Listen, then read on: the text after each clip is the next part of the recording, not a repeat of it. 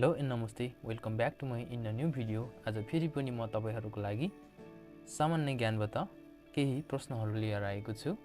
So आजको number 1 मा रहेको छ, हेर्नुस्, साँगु नारायणको मन्दिर कुन शैलीमा बनेको छ र यसको सही एन्सर रहेको छ प्यागोडा शैली।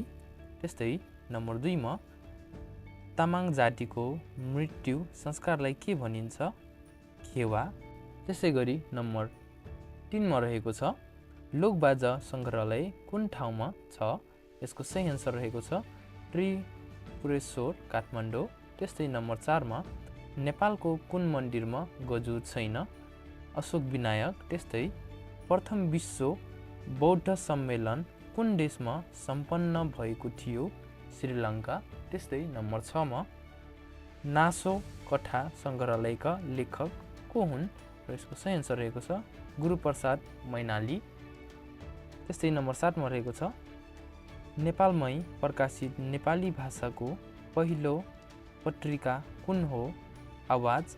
यो चाहिँ विक्रम सम्वत 2007 फागुन 8 मा प्रकाशित भएको हो। त्यस्तै गरी नम्बर 8 मा शिक्षा विभागको पहिलो डाइरेक्टर को हुन्?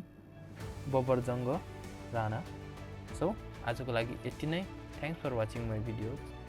See you soon.